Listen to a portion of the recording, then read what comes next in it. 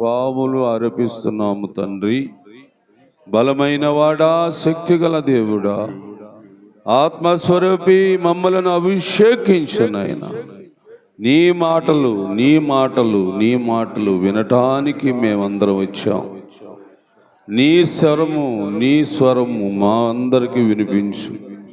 వినగలిగిన చెవులు, గ్రహించగలిగిన హృదయం మా అందరికీ కలుగునట్లుగా నీవే అనుగ్రహించి నీ నామానికి మహిమ తెచ్చుకోమని యేసు నామమున అడుగుచున్నాను తండ్రి, ఆమేన్. కూర్చోండి.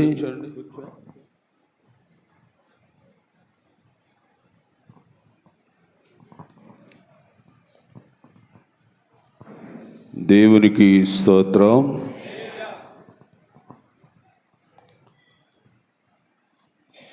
ప్రభునందు ప్రియమైన దేవుని బిడ్డలారా, పునరుద్ధానుడైన యేసుక్రీస్తు దేవుని సన్నిధికి వచ్చిన మీ అందరికీ హృదయపూర్వక వందనాలు. దేవుడు ప్రజలకి మేలైనది చేయటానికి దేవుడు ఇష్టపడుతున్నాడు. ఆ మేలు పొందటానికి నువ్వు, నేను, మనము ఏం చేయాలి? ప్రభు అయిన దేవుడైతే సర్వమానవాళికి మేలే మేలే మేలే చేయాలని ఆలోచిస్తున్నాడు. అయితే ఆ మేలు పొందటానికి మనిషిగా, మానవుడుగా నువ్వు, నేను ఏం చేయాలి? మరి ఆ మేలు లేకపోతే ఈ మనుష్యులు ఈ భూమి మీద లేక ఈ లోకములో లేక రాబోయే దినాలలో ఏమైపోతారు? ఇది మనం ఆలోచన. దేవుడు మనకైతే మేలు చేయాలన్నదే దేవుని యొక్క ఆలోచన ఉంది. కానీ ఆ మేలు పొందటానికి నువ్వు చేయవలసిన పని ఏమిటి? ఈనాడైనా లేక పూర్వకాలమందైనా మేలు చేసే దేవుని మాట వినకపోవటం వలన ఆనాటి ప్రజలు, ఆనాడు జనులు భూమి మీద ఏమైపోయారు? ఒకవేళ ఈనాడు కూడా ఈ భూమి మీద నివసిస్తున్న నీవైనా నేనైనా సరే దేవుని మాట నీకొక మేలైన బాటని గ్రహించుకోవాలి. దేవుని బిడ్డలారా, చాలా వరకు ఈ భూమి మీద నివసించేవారు కూడా ఇప్పటికీ కూడా దేవుడు మేలు చేస్తాడన్న సంగతి చాలామందికి తెలియట్లేదు. ఒకళ్ళు తెలిసినా సరే కానీ ఏం చేస్తాడులే దేవుడు, మనం చేసుకునే పనులు, మనం చేసుకునే కార్యాలు మనం చేసుకోవాలి, కానీ దేవుడు ఏదో వచ్చేసి మనకేదో చేసేస్తాడా? దేవుడు ఇప్పుడు వచ్చేసి ఇలా చేసేస్తాడా అని భావించేవాడు కూడా చాలామంది లేకపోలేదండి. వాళ్ళ గురించి దేవుడు ఏం మాట్లాడతాడో ఈరోజు వాక్యం ద్వారాగా మనం తెలుసుకుందాం. లోతైన సత్యాలు ఏమి కాదు, కానీ బైబిల్ అంతా యేసు ప్రభువారు బోధించేశాడు. తర్వాత 12 మంది శిష్యులు కూడా బోధించేశారు. ఇంకా బైబిల్లో ఏదైనా తెలియనిది ఉన్నదంటే లేనే లేదండి. చూడండి, మీరు వింటున్న మాటల్లోనే ఆలోచించండి. ఈరోజు ఒకవేళ నేను ఏమని చెప్పినా కానీ ఇది గతంలో కూడా ఇన్నట్లుగా ఉంది, గత సంవత్సరంలో కూడా ఇది చెప్పినట్టు ఉంది, ఈయన మళ్ళీ అదే వాక్యం చెప్పేటని అనుకుంటారు మీరు. అంతే. బైబిల్ అంతా బోధించబడింది, తెలియచేయబడింది. కానీ మనుషుల్లోనే ఆ తెలియచేయబడిన బైబిల్ మాటని, గ్రంథముల మాటని గుర్తు పెట్టుకోకపోవటం వలన మరలా అదే వాక్యము బోధిస్తున్నాడు పరిశుద్ధాత్ముడు. దాన్ని గ్రహించకపోవటం వలన, దాన్ని గమనించకపోవటం వలన, దాన్ని అనుసరించకపోవటం వలన మరలా అదే వాక్యాల్ని పరిశుద్ధాత్ముడు బోధిస్తానే ఉంటున్నాడు. మరి ఇప్పటికైనా గుర్తుపెట్టుకుంటారా, ఇప్పటికైనా మాటల ప్రకారం నడుచుకుంటారా అని ఇంకా దేవుడు మరొకసారి మళ్ళా చెప్పడానికి ఇష్టపడుతున్నాడండి. మరొకసారి మనకు చెప్పడానికే ఇష్టపడుతున్నాడు.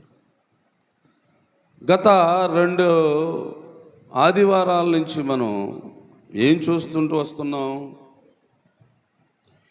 యేసు ప్రభువారి యొక్క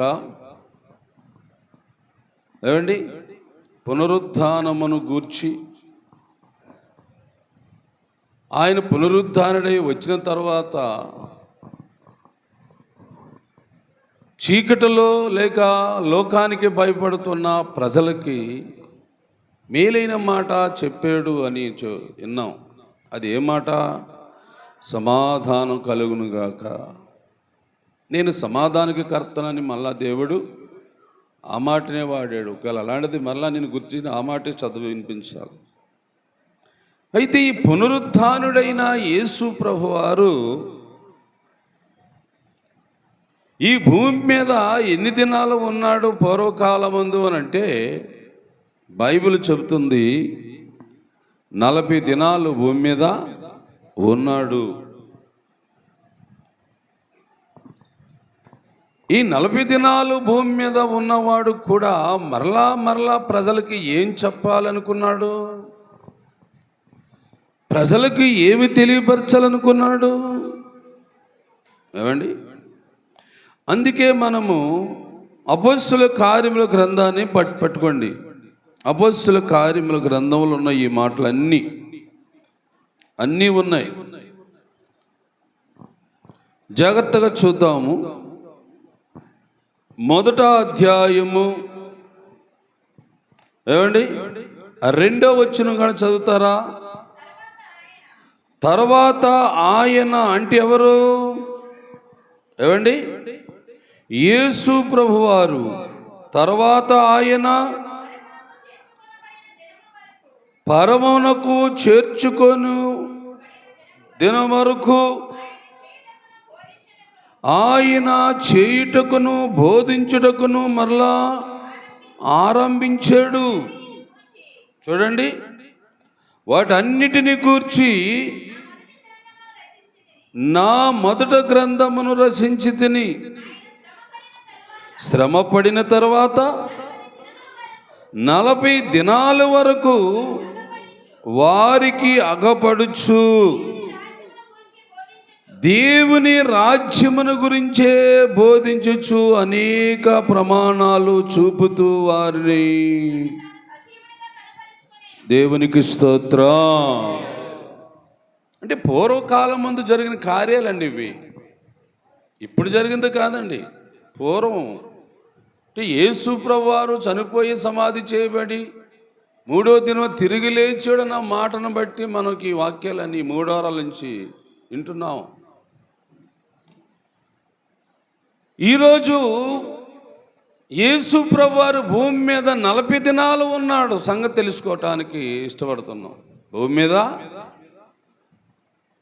అంటే సమాధిని గెలిచిన తర్వాత, మరణమును ఓడించిన తర్వాత, మరణమును విడిచిన తర్వాత, సజీవుడిగా లేచిన తర్వాత మరలా 40 దినాలు భూమి మీద ఉన్నాడు. ఎందుకున్నాడు భూమి మీద? భూమి మీద ఉండటానికి గల కారణం ఏంటి? ఇంకా ఆయన పని అయిపోయింది కదా. వచ్చిన కార్యం ముగించేశాడు కదా, ఇంకా డైరెక్ట్గా పరలోకంలోకి వెళ్ళిపోవలసిన వాడు మరలా 40 దినాలు భూమి మీద ఉన్నాడు. ఎందుకున్నాడు అని మనం వాక్యాన్ని బట్టి చూస్తే, ఆయన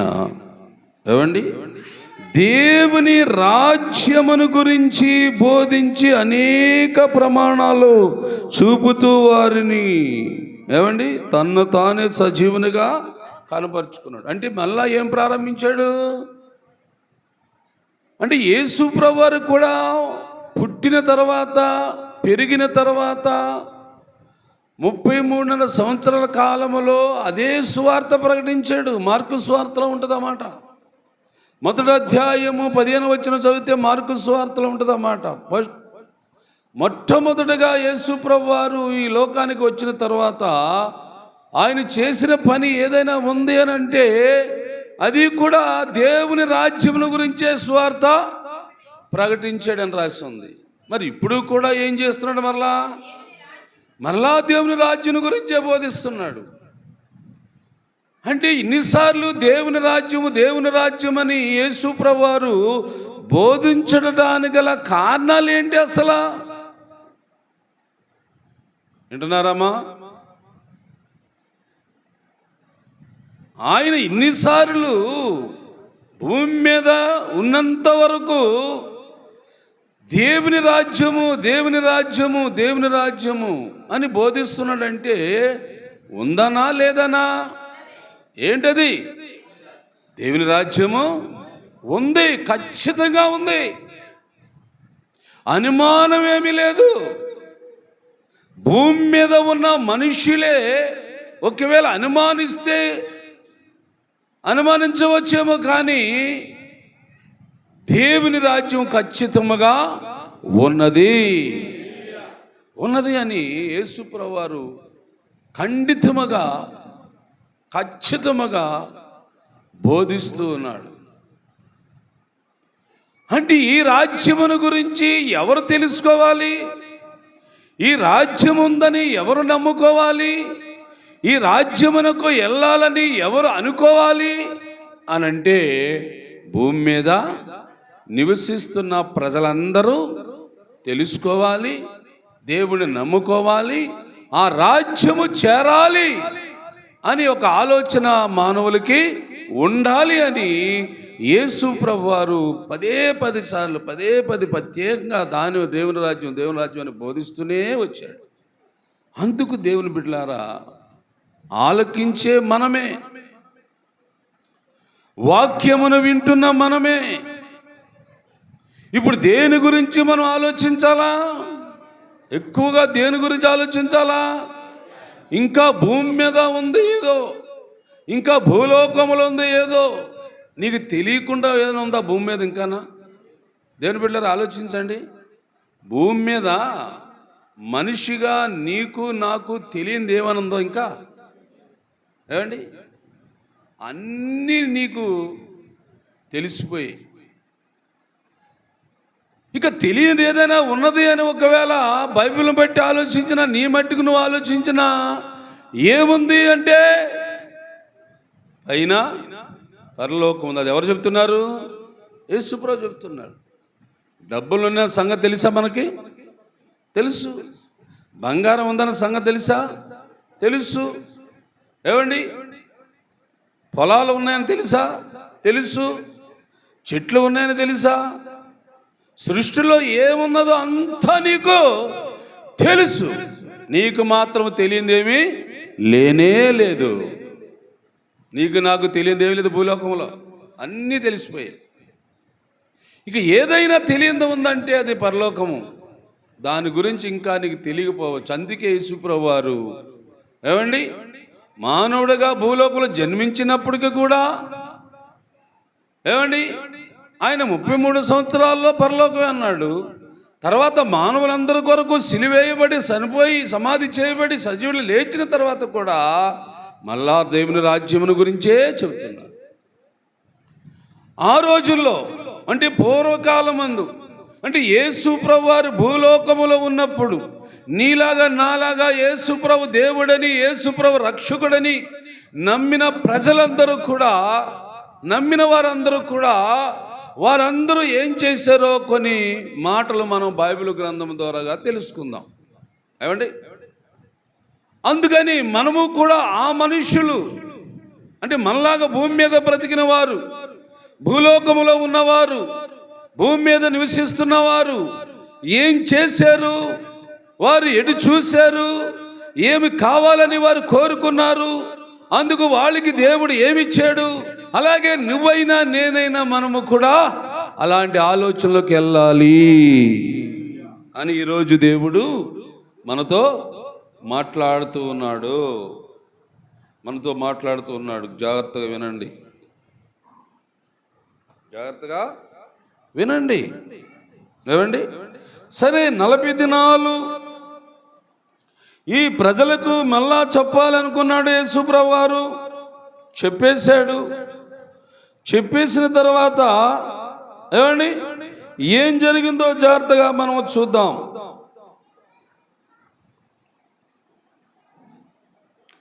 8వ వచనం చదవండి ఇప్పుడు.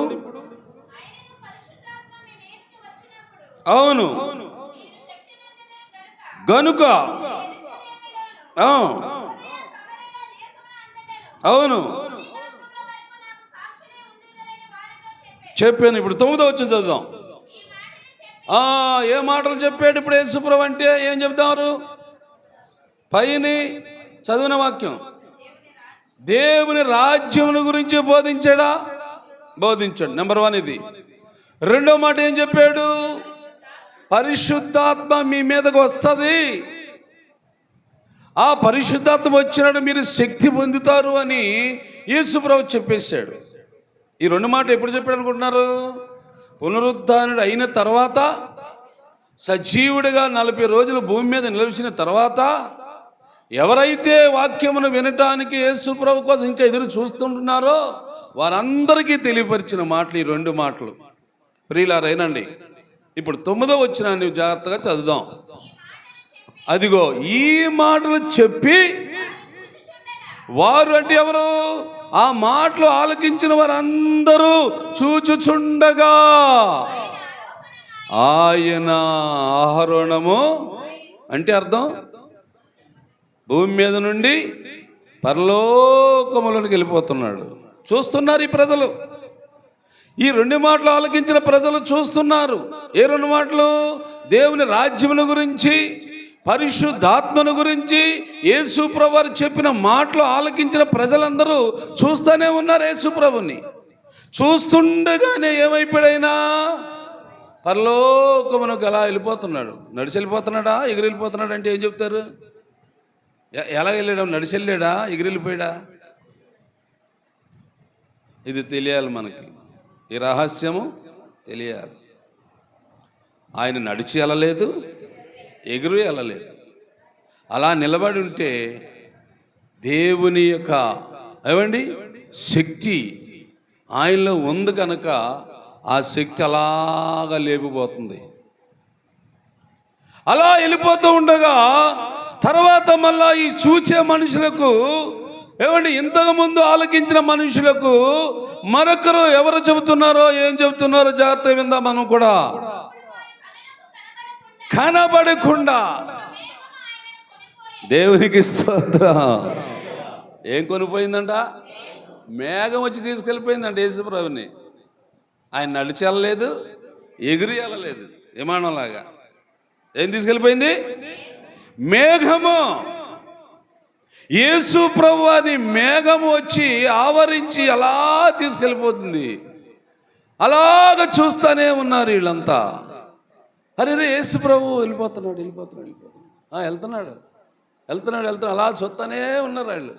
అలా చూస్తుండగా ఏం జరిగిందంటే, అలా చూస్తుండగా ఆయన ఇంక వీళ్ళు కనబడలేదు. ఎవరికి? చూసేవారికి కనబడలేదు. చూసేవారికి యేసుప్రభు కనబడకపోగా ఆ తర్వాత ఏం జరిగిందంటే, ఏమండి మరొక 2 వ్యక్తులంట తెల్లటి వస్త్రాలు ధరించుకొని 2 మనుషులని ఉంది బైబిల్లో. దేవునికి స్తోత్రం. ఇద్దరు దేవతలను రాస్తే బాగుండేమో. ఏమా, ఇద్దరు మనుషులని రాశారు బైబిల్లో. అంటే వీళ్ళు మనుషులు అందామా ఏమండి, లేదు ఇంకా ఏరే వాళ్ళు అందామా? అక్కడ ఏమన్నైతే రాశారో తప్ప అదే మాట మనం వాడాలి.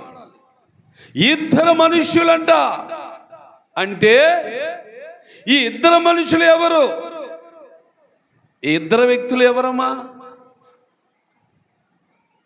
తర్వాత మాటలు చదివితే అర్థమవుతుంది అనుకోండి. మొత్తం మీద మనుషులని వచ్చింది కాబట్టి నేను బైబిల్ మీద కొంత పరిశోధన చేశాను కాబట్టి అంతా నాకు తెలిసిన అనట్లేదండు. కొంచెము ఏదో చిన్నదాన్ని కొంచెం గ్రహించాను కాబట్టి ఆ మాట అనబోతున్నాను. ఏమండి, ఇలా యేసు ప్రభు కంటే ముందు ఏమండి అహరోనుమైన వారు ఎవరున్నారు బైబిల్లోని? హానోకు ఉన్నాడు, ప్లస్ ఏలియా ఉన్నాడు. దేవునికి స్తోత్రం. వాళ్ళిద్దరూ కూడా సజీవులుగా వెళ్ళిపోయారు పరలోకం. ఎలా వెళ్ళిపోయారు? సజీవులుగా వెళ్ళిపోయారు వాళ్ళిద్దరు పరలోకం. నేను అనుకుంటున్నాను వాళ్ళిద్దరిని దేవుడు పంపిస్తాడు అనుకుంటున్నాను నేను. దేవునికి స్తోత్రం. ఎందుకంటే ఒకరోజు యేసు ప్రభువు వారు భూమి మీద ఉన్నప్పుడు ఏమండి గెచ్చవన తోటలో ప్రార్థన చేస్తూ ఉంటే అప్పుడు కూడా ఇద్దరు మనుషులు కనపడ్డారు. అప్పుడు కూడా ఇద్దరు మనుషులని రాసింది బైబిల్లో.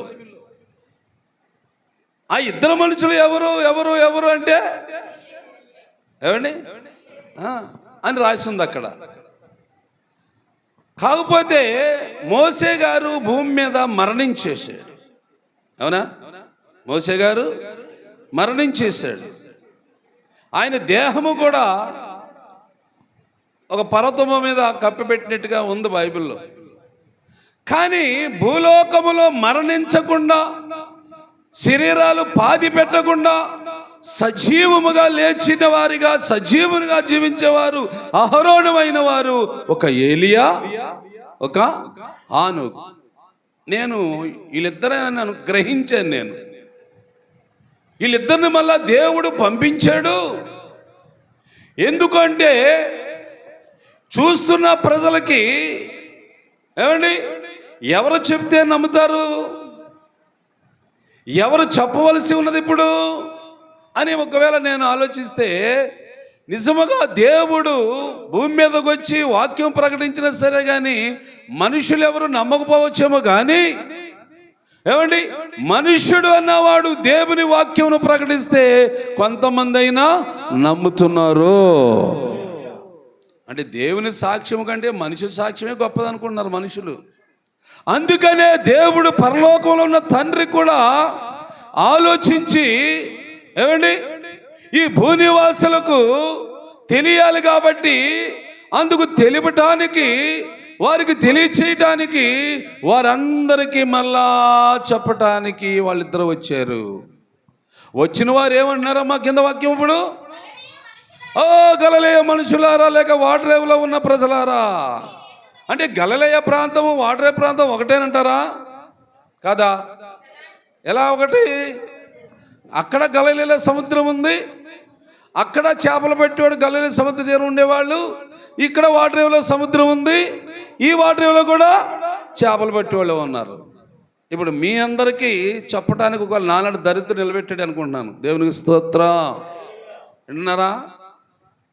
ఇప్పుడు మీరందరికి కూడా ఇప్పుడు చెప్పాలి పరలోక గురించి. అంటే ఎవరు రావాలో? మీలో నుండే, మీలాగా చేపలు పెట్టినవాడే, అవండి మీ కళ్ళ ముందు పుట్టి పెరిగిన వాడే మీకు ఈరోజు వాక్యం చెప్తున్నాడంటే ఇప్పుడు మీరందరూ ఏమనుకుంటారు? వాస్తవం అనుకుంటారా అనుకోరా? నిజమేరా, నిజమేరు. ఆయన చెప్పాడేమో కానీ తర్వాత కానీ ముందు ఈయన కూడా గట్టిగా చెబుతున్నాడంటే ఈయనకేదో నమ్మకం కలిగింది కాబట్టి ఆ మాట వాడుతున్నాడు. అలాగే నమ్ముతారా నమ్మరా? నమ్ముతాం. చాలామంది నమ్మే కదా రక్షించబడ్డారు. ఈ పనికిమాలవాడు, ఈ దరిద్రుడు చెప్తున్న మాట నమ్మిన వాళ్ళు చాలామంది బాప్తిజం బంధువుల సంఘంలో ఇప్పుడు. అంటే నిజముగా ఏర్రాజు పాస్టర్ గారు చెప్తున్న వాక్యం నిజమేరా, అంతే కదా? అవునా? అంతేనే కదా మారతారు. అలా అనుకుంటేనే కదా నమ్ముతారు. లేదు యేసుప్రభు దిగొచ్చి చెప్పాడా మీకు ఆయన వాక్యం? లేదు లేదు. ఆ రోజు కూడా అలాగే యేసుప్రభు పరలోకి వెళ్ళిపోయాడు. ఇద్దరు మనుషులు వచ్చారు. వాళ్ళిద్దరు అంటున్నారు, గలిలయలో ఉన్న చేపలు పట్టే ఏమన్నా మత్స్యకారులారా,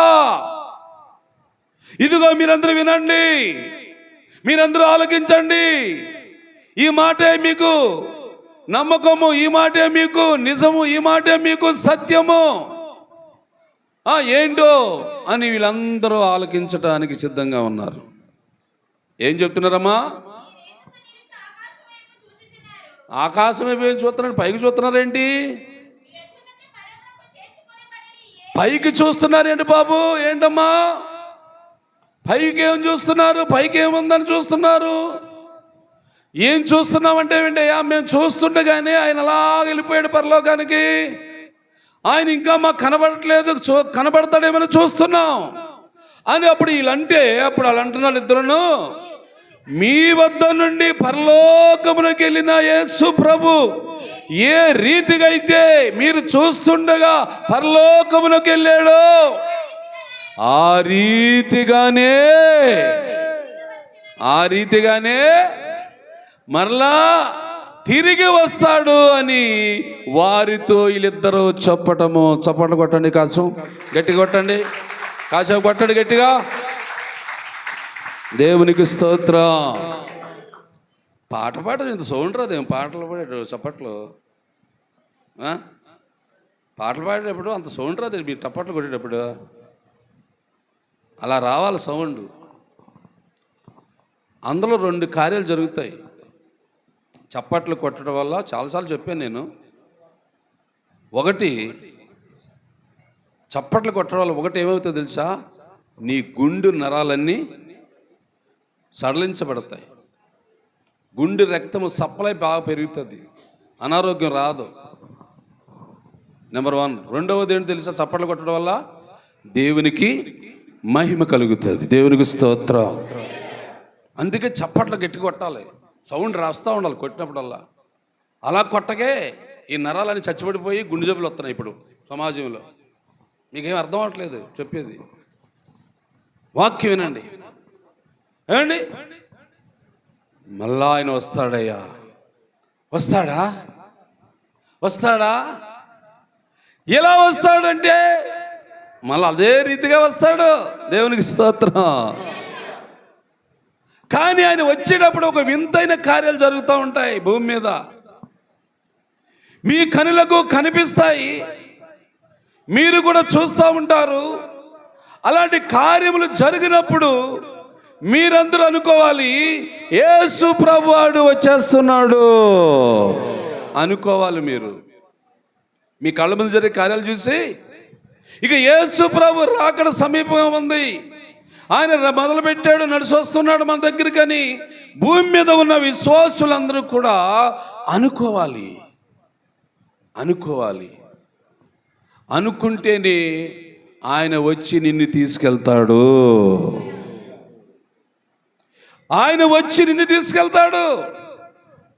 ఎవరొచ్చి? యేసు ప్రభు వారే వచ్చి తీసుకెళ్తాడు. అయితే వచ్చిందాకా ఏం చేయాలా? వచ్చినంత వరకు ఏం చేయాలా? ఏం చేయటానికి వీరు ఆలకించిన వారందరూ ఏమనుకుంటున్నారో జాగ్రత్తగా మనం చూద్దాము. చూద్దాం బైబిల్ గ్రంథము ద్వారాగా.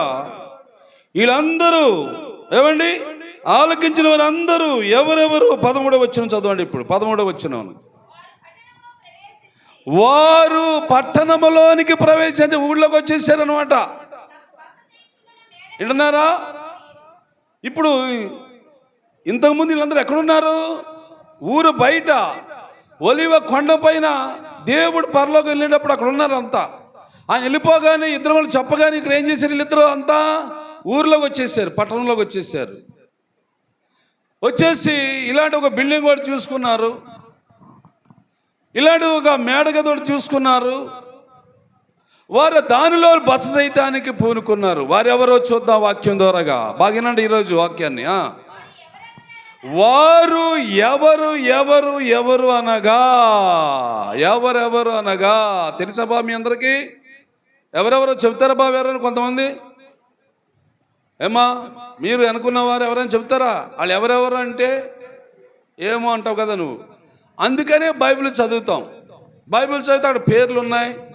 ఆ పేర్లు గల వాళ్ళు ఎవరో, వాళ్ళు ఏం పని చేసేవాళ్ళు, ఏ వ్యాపారం చేసేవాళ్ళు అన్నీ మనకు అర్థమైపోతాయి అన్నమాట. ఏమండి, వారందరూ కూడా పట్టణంలో ప్రవేశించి ఒక మేడగదిలో బస చేస్తుండగా, ఇప్పుడు చెప్పండి, పేతురు చేపలు పట్టేవాడా, ఉద్యోగం చేసేవాడా? ఏమా, చేపలు పట్టేవాడు బాబు. పేతురు గారు ఏం పెట్టేవాడు? చేపలు పట్టేవాడు. తర్వాత మాట, యోహాను గారు ఉద్యోగం చేసేవాడు కాదు, ఆయన చేపలు పట్టేవాడే. తర్వాత యాకోబు, ఆయన చేపలు పట్టేవాడే. ఆంద్రయ, ఆయన చేపలు పట్టేవాడే. పిలుపు, తోమ, బత్లోమై, మత్తయ్య, అల్పై కుమారుడైన యాకోబు, జలోదు అనబడిన సీమోను, ఏమండి, యాకోబు సహోదరులైన యూదాను వారు, వీళ్ళందరూ కలిసి అంటే వీరెవరా నచ్చాలా? కొందరు స్త్రీలని ఉంది కదా, ఎవరని అంటారు మీరు? విశ్వాసులు అంటారా, పరిశుద్ధులు అంటారా, అండ్ పరిచర్యకు వచ్చిన వాళ్ళు అంటారా, ఎవరంటారు మీరు? మీకు అర్థం అవ్వలేదు, ఇంకా ఎప్పుడు చెప్పలేదులేండి. ఈరోజు దేవుడు చూపిస్తున్నాడు మీకు. వీరితో కూడా కొందరు స్త్రీలంటే వారి భార్యలు కూడా ఉండొచ్చు. ఏమ్మా, వారి అక్క చెల్లి కూడా ఉండొచ్చు. అవునా? వారు బంధువులు కూడా ఉండొచ్చు. ఎందుకంటే ఆ గలిలయ తీరమున, ఆ సముద్ర తీరమున చేపలు పట్టే వాళ్ళు అందరూ మరి వాళ్ళు చుట్టాలే ఉంటారు, కానీ ఏమైనా చీరాల నుంచి వచ్చారంటారా? లేదు. వాళ్ళు కావలసిన వాళ్ళే ఆ స్త్రీలకు కూడా, వాళ్ళకి సంబంధించిన ఆ స్త్రీలకు కూడా. పేతురు గారు, ఆంద్రయ గారు, సీమోను గారు, యోహాను గారు, యాకోబు గారు, ఇలాంటి వాళ్ళందరూ కూడా యేసు ప్రభు పరలోకాలను నువ్వు చూశారు కాబట్టి ఆ మాటలు వీళ్ళు చెబితే వాళ్ళ భార్యలు వచ్చారు, వాళ్ళ చెల్లెళ్ళు వచ్చారు, వాళ్ళ అక్కలు వచ్చారు, వారు బంధువులందరూ వచ్చారు. అలాగా కొంతమంది ఎక్కడ పోగయ్యారు. దేవునికి స్తోత్రం. ఏం చేయటానికి వీళ్ళందరూ పోగవుతున్నారండి? ఏమండి, వీళ్ళతో కూడా కొందరు స్త్రీలను, యేసు తల్లి అయిన మరియ కూడా ఉంది. అవును, ఏక మనసుతో ఏం చేస్తున్నారు బాబు? దేవునికి స్తోత్రం. ఇది నేర్చుకోవాలి. ఇప్పుడు మనం ఈ పాఠం నేర్చుకోవాలి. ఏమండి, ఉదాహరణకి మనమందరము ఎవరు అంటే ఏం చెప్తారు? లేక మీరందరూ ఎవరు అంటే ఏం చెప్తారు? మాట్లాడటే మేమందరం అంటే మాకు తెలియని వాళ్ళు, మాది సునామీ కాలనీ అండి, మాది పాకల్లో ఉన్న వాళ్ళు అండి, ఇలాగా చెప్పుకుంటారా? ఎలా చెప్పుకుంటారు? మనమందరము కూడా సహోదరులము. ఏమండి, సహోదరు మణులము. అంటే ఇప్పుడు ఈ మేడగదిలో కూడా కూడుకున్న వారు కూడా, ఏమండి, ఆనాడు కూడినట్లుగానే ఆ మనుషులే. మనలో ఎవరో ఉద్యోగాలు, ఏమండి, పెద్ద పెద్ద బిజినెస్ మ్యాన్లు ఎవరు ఉన్నారా? లేరు. అందరూ కలిసి ఆ చేపలు పట్టే బ్రతికే ఇప్పటికి కూడా మందిని. ఆలోచించాలి. ఇది నీ గురించి దేవుడు చెబుతున్నాడు ఈరోజు, మన గురించి చెబుతున్నాడు దేవుడు ఈరోజు. ఏదో చీరాల పట్టణంలో ఉన్నవాళ్ళు, వైజాగ్లో ఉన్నవాళ్ళు, మద్రాసులో ఉన్నవాళ్ళు కాదు, సామాన్య ప్రజలుగా, ఏమండి, విద్య లేకపోయినా కానీ వాక్యం వినే మనస్సు ఉంది, చదువు సంధ్యలు లేకపోయినా కానీ ప్రార్థన చేసే గుణం ఉంది. ఏమండి, గొప్ప గొప్ప మేధావులు కాకపోయినా కానీ లోబడే మంచి మనసు మనకు ఉందని దేవుడు ఈ మాట చెబుతున్నాడు. అందుకని వీళ్ళందరూ కలిసి ఏం చేశారంట? ఏక మనస్సుతో, ఏక మనసు ఉంది. కూర్చున్న వాళ్ళందరూ మనసు ఒకటే అయిపోయింది. దేవునికి స్తోత్రం. అదే దేవుడు కోరుకుంటున్నాడు. మీరు మనుషులుగా చాలామంది ఉన్నా కానీ మీలో ఉన్న మనస్సు ఒకటే. అది నాకు నచ్చింది. అందుకే మీ మీదకి లేక ఈ కుటుంబం మీదకి లేక ఈ సంఘం మీదకి దేవుడు ఎవరిని పంపించాలనుకుంటున్నాడో, ఎవరిని అనుగ్రహించాలనుకుంటున్నాడో జాగ్రత్తగా మనం వినాలి ఈ వాక్యం. అయితే వీళ్ళందరూ ఏం చేస్తున్నారు? ఇప్పుడు ప్రార్థనలు చేస్తున్నారు. ఏమండి? ప్రార్థనలు చేయాలా? చేయాలి. ప్రార్థన మాత్రం మానకూడదు. ఏమండి? ప్రార్థన మాత్రము మానకూడదు.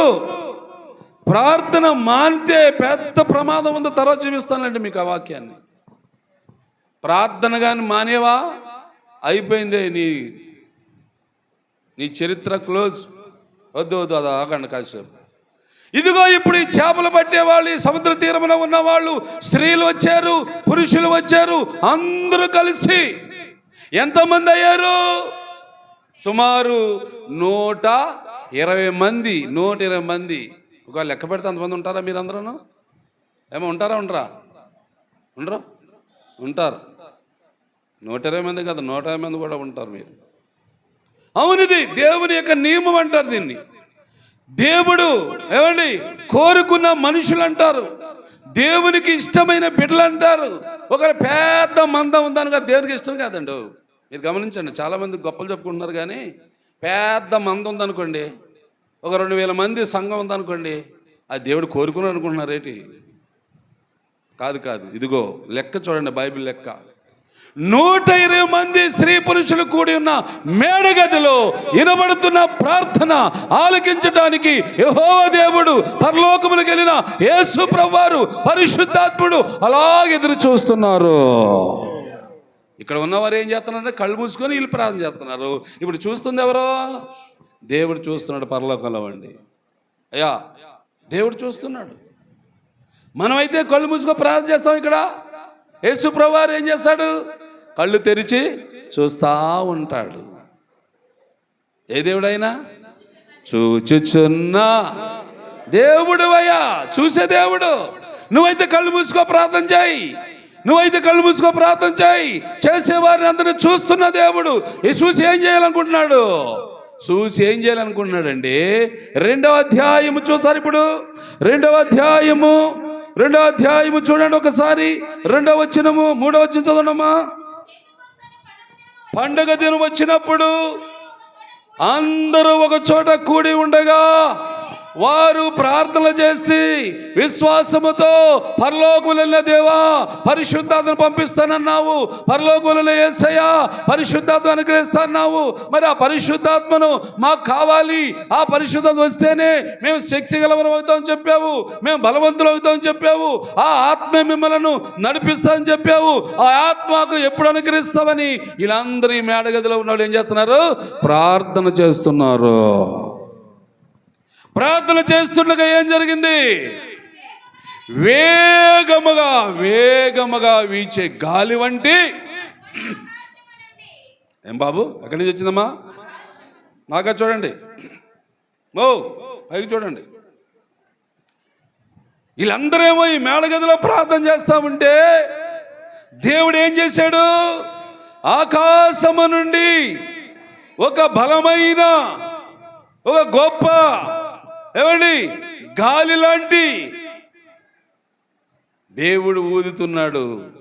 ఏం ఊదుతున్నాడంటే ఆయన దగ్గర ఉన్న జీవవాయువును మళ్ళా భూమి మీదకి పంపించటానికి ఇష్టపడుతున్నాడు. దేవుళ్ళో ఉన్న శక్తి లేక దేవుడు కలిగి ఉన్న పరిశుద్ధాత్మ అది బలముగా దిగాలి. ఎక్కడ దిగాలి? ప్రార్థన చేసే ఈ గృహం మీద. అన్ని చోట్ల కాదండు, అన్ని చోట్ల ఉండదు అనుకోకండి బాబు. పరిశుద్ధాత్మ ఎక్కడ ఉండాలనుకుంటున్నాడు? ఎక్కడైతే ఏక మనస్సుతో ఐక్యత కలిగి ఏమండి సంఘముగా కూడుకొని ప్రార్థన చేయటానికి ఇష్టపడతారో అది అక్కడికి దిగి వస్తుంది ఆత్మ. దేవుని శక్తి అక్కడ దిగి వస్తుంది, దేవుని బలం అక్కడ దిగి వస్తుంది.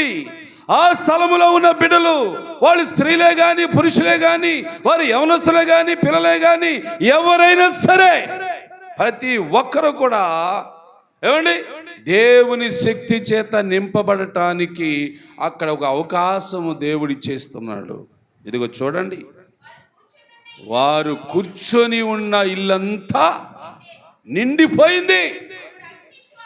అప్పుడు అగ్ని జ్వాలల వంటి నాలుకలు వారికి కనబడును. వారి మీద ఒక్కొక్కరి మీద, అందరి మీద ఒకసారైనా ఒక్కొక్కరి మీద ఆలోచించండి మీరు. ఏమా, ఈ పరిశుద్ధాత్మ శక్తి ఒక్కొక్కరి మీద రాలుతుంది, దిగుతుంది. స్త్రీలు పురుషులు అందరూ కూడా దేవుని యొక్క శక్తి చేత నింపబడే సమయం దగ్గర పడింది. దేవుని యొక్క ఆత్మ చేత నింపబడే దినము వచ్చేసింది. అది పెంతెకొస్తు దినము, అంటే పరిశుద్ధ దినము, అనగా ప్రభుని ఆరాధించే దినము, అనగా ప్రభు నియమించిన దినము. ఆ దినమందు కూడుకుంటూ ఉంటారు సంఘము. ఇదిగో చూడండి, ఆ ఆత్మ వాళ్ళకి ఏమి చేసింది? ఇప్పుడు పరిశుద్ధాత్మ నిండిన వారై ఆ ఆత్మ వారందరికీ వాక్ శక్తి ఇచ్చింది. దేవునికి స్తోత్రం చెప్పండి. వాక్ శక్తి ఏమిచ్చింది? వాక్ శక్తి. వాక్ అంటే దేవుని మాట. ఆ మాటలో ఏముంది? మరలా శక్తి ఉంది. అంటే ఈ శక్తి దేనికి ఉపయోగపడుతుంది? వాక్యము కలిగి ఉన్న వ్యక్తి పేతురు గారు కానీ, వాక్యము కలిగి ఉన్న వ్యక్తి ఆంద్రే గారు కానీ, వాక్యము కలిగి ఉన్న వ్యక్తి యోహాను గారు కానీ, వాక్యము కలిగి ఉన్న వ్యక్తి తోమా గారు కానీ, వాక్యం కలిగి ఉన్న వ్యక్తి మత్తయి లూకా ఎవరైనా కానీ అందరిలో ఏముంది? ఇప్పుడు బలమైన శక్తి. ఇప్పుడు ఈ శక్తి చేత వీళ్ళు ఏమి చేయబోతున్నారు? ఈ శక్తి చేత వీరు ఏమి చేయబోతారు? ఈ ఆత్మ చేత వీళ్ళ ద్వారా ఏం జరగబోతుంది? ఇది కూడా మనం బైబిల్ గ్రంథంలో చూడొచ్చు. అయితే వీళ్ళందరికీ ఏమి చేసిందమ్మా? వాక్ శక్తి వచ్చింది. ఈ వాక్ శక్తి వారిని ఏం చేసిందో చదవండి వాక్యం పరంగా. ఆ కాలమున ఆకాశము క్రింద నుండి ప్రతి జనములోని భక్తి గల యూదులు వచ్చేసారు. దేవునికి స్తోత్రం. వీళ్ళేమో చేపలు పట్టేవాళ్ళు. ఏమండి, ఇప్పుడు ఆకాశము క్రింద ఉన్న ప్రతి జనములో నుంచి, అంటే పూర్వకాలమందు యూదా జాతి వారు, లేక ఇశ్రాయేలు వారు, లేదా ఇంకా అనేక జనాంగములో ఎవరు వచ్చారంట? భక్తి గలవారు. ఎక్కడికి వచ్చారు? ఆత్మ కలిగి ఉన్న ప్రజల దగ్గరికి వచ్చారు. ఆత్మ కలిగి ఉన్నవి ఈ 120 మంది గలిలయ మనుషులు. వీళ్ళు చూసిన తర్వాత ఎవరు వచ్చారు? భక్తి గలవారు వచ్చారు. భక్తి గలవారికి మరి దేవుని ఆత్మ ఉందా అనంటే లేదాళ్ళకి. కానీ భక్తి గలవారు, ఎందుకంటే పూర్వకాలం నుండి వారు ధర్మశాస్త్ర గ్రంథాన్ని వారు చదువుతున్నారు, ధర్మశాస్త్రములో ఉన్న వాక్యాలు వింటున్నారు కనుక అలాగ వారికి ఏమొచ్చింది? భక్తి కలిగింది. కానీ ఆత్మ లేదు వాళ్ళకి. ఏమి లేదు? ఆత్మ లేదు వాళ్ళకి. ఆత్మ కలిగినారు ఎవరు? ఈ గలిలయ ప్రాంత మనుషులే, ఈ 120 మందే. ఈ 120 మందికేమో దేవుని వాక్శక్తి వచ్చింది, దేవుని ఆత్మ వచ్చింది, దేవుని యొక్క బలం వచ్చింది. ఇది చూసిన భక్తి గల యూదులందరూ ఎక్కడి నుంచి వచ్చారు? వీళ్ళంతా యెరూషలేము నుండి వచ్చారంట. యూదయ అనేక ప్రాంతాల నుంచి వచ్చారంట. వీళ్ళందరూ ఎక్కడున్నారు? ఏదో ఒక ఇంట్లో ఉన్నారు, ఒక కుటుంబంలో ఉన్నారు, ఒక గృహంలో ఉన్నారు. వాళ్ళు అందరూ ఏకమయ్యారు. దేవునికి స్తోత్రం. ప్రియులారా, గమనిస్తున్నారా? ఈరోజు నా వాక్యాన్ని బట్టి ఏమి నేర్చుకుందాం? మనం ఏమి తెలుసుకోవాలి? మనం ఇదిగో ఈనాడు కూడా ఆనాటి దేవుడు సముద్ర తీరమున ఉన్న వారితో మాట్లాడిన దేవుడు ఈనాడు కూడా ఈ వాటర్ అనే సముద్ర తీరమున ఉన్న వారితోనే ఎక్కువగా మాట్లాడుతున్నాడు. వారికే బలమైన వాక్శక్తి ఇస్తున్నాడు. వారే బలవంతులుగా పని చేస్తున్నారు. వారి ద్వారా అద్భుతమైన కార్యాలు జరుగుతున్నాయి. దేవునికి స్తోత్రం. వారి ద్వారాగా కార్యాలు జరుగుతున్నాయి. ప్రియులారా గమనించండి, దేవుడు చేస్తున్నాడు. వీళ్ళ వల్ల జరిగే కార్యాలు, అద్భుతాలు, ఆశ్చర్యమైన కార్యాలు జరుగుతున్నాయి. కనుక మనము నేర్చుకోవాల్సానికి ఇక్కడ ఏమైనా ఉందా అని అంటే, ఏముందని చూశారు ఇంతకుముందు? ఏముందని చూశారు? ఒకటి, అందరూ ఒక చోట కూడాలి, కూడిన వారు అందరూ మనసులు ఒకటవ్వాలి. ఇదే మనం నేర్చుకోవాలి. ఏక మనసుతో ఎక్కడ ప్రార్థన చేసినా, ఏక హృదయంతో నువ్వు ఎప్పుడు ప్రార్థన చేసినా దేవుడు అప్పుడు ఏం చేస్తాడు? నీ పైన తన ఆత్మశక్తిని కుమ్మరిస్తాడు, అభిషేకాన్ని కుమ్మరిస్తాడు. ఆ ఆత్మ అభిషేకం నీ మీదకి వస్తే నువ్వు శక్తి పొందుతావు, బలపడతావు, నిలబడతావు. అప్పుడు నీ ద్వారాగా సమాజంలోకి వెళ్తే కార్యాలు చూస్తారు, అన్ని జనులు మారిపోతారు. సమాజంలో ప్రజలు తెలుసుకుని నిజమైన దేవుడు యేసు ప్రభే, నిజమైన రక్షకుడు యేసు ప్రభే, ఆయన ద్వారాగానే రేపు పరలోకం వెళ్తాం. మనం ఈ లోకంలో నుండి ఆ లోకములకు వెళ్ళాలి, ఆ రాజ్యంలోకి వెళ్ళాలంటే యేసు ప్రభుని మనం కలిగి ఉండాలి అని మనుషులందరూ కూడా అనుకుంటారు. దేవుని బిడ్డలారా, ముందు మనం అనుకోవాలి కదా. నాతో ప్రభు మాట్లాడాడు, నాకు ప్రభు తన ఆత్మనిచ్చాడు, ప్రభు శక్తినిచ్చాడు, నేను ఆత్మ బలాన్ని కలిగి ఉన్నాను, ఆ ఆత్మనే దేవుడు నాలో ఉన్నాడు, శక్తి నాకు ఇచ్చాడు, వాక్యమును చెప్పగల ధైర్యం నాకు ఇచ్చాడు, వాక్యం గురించి మాట్లాడడానికి జ్ఞానం నాకు ఇచ్చాడు, వాక్యాన్ని వివరించడానికి తెలివి నాకు ఇచ్చాడు. ముందు దేవుడు నాలో ఉన్నాడని నువ్వే గ్రహించుకోవాలి. ముందు నువ్వు గ్రహించుకో. నువ్వే అది గ్రహించట్లేదు. నాలో ఎవరు లేరు, నేనే ఉన్నాను. నువ్వు ఉండబెట్టి అలాగే ఉంది పరిస్థితి. ఏమండి, నీలో నువ్వు ఉండబెట్టే నీ పరిస్థితి అలా ఉంది, మార్పు రావట్లేదు. నీలో నువ్వు కాదు ఉండేది, దేవుడు ఉండాలి, పరిశుద్ధాత్ముడు ఉండాలి. పరిశుద్ధాత్మ నివాసముగా నీలో ఉంటే శక్తి కలుగుతుంది, బలము కలుగుతుంది. అప్పుడు నువ్వు ఏ పని చేస్తే, ఏ కార్యం చేస్తే ఆ కార్యములో గొప్ప విజయాన్ని చూస్తావు. అప్పుడు విజయాన్ని చూస్తావు. అంతేగాని అన్నింటికి ఓడిపోతూ ఉంటే నువ్వు చేస్తున్నావు, నీలో ఎవరు లేరు, మరొక వ్యక్తి లేరు నీలో. లేకపోవడం వల్ల నువ్వు ఏ పని మొదలుపెట్టినా ఆ పనిలో జీరో కనపడుతుంది నీకు. అంతగా ఫలాలు కనపడట్లేదు, అంతగా శక్తి కనపడట్లేదు. అందుకే నువ్వు ఓడిపోతున్నాను అంటూ ఉంటావు పద్దాకి. నేను ఏ పని చేసినా కలిసి రావట్లేదు, నేను ఎక్కడికి వెళ్ళినా ఏ ప్రయోజనం ఉండట్లేదు, అన్నీ నాకు నష్టం అంటే ఎందుకు? నీలో ఎవరు లేడు. అసలైన వాడు లేడు. అసలైన వాడు ఏమంటే దేవుడు అనుగ్రహించే పరిశుద్ధాత్మ నీలో లేకపోవటం వల్ల నువ్వు ఏమి ఘనకార్యాలు చేయలేకపోతున్నావు. జరగట్లేదు. కార్యం జరగాలంటే నీలో ఎవరు ఉండాలా? పరిశుద్ధాత్మ ఉండాలి, పరిశుద్ధాత్మ అభిషేకం ఉండాలి, పరిశుద్ధాత్మ నింపుదల ఉండాలి. పరిశుద్ధాత్మ వలన నీవు బలపడాలి, పరిశుద్ధాత్మ వలన నీవు స్థిరపడాలి, పరిశుద్ధాత్మ వలన కార్యము జరుగుతుంది. పరిశుద్ధాత్మలో ఏం జరుగుతుంది? కార్యము జరుగుతుంది. ఏమండి, ఆ కార్యము మనమందరం చూద్దాము ఒకసారి బైబిల్ గ్రంథాన్ని బట్టి. ఏమండి, బైబిల్ గ్రంథం బట్టి చూద్దాము.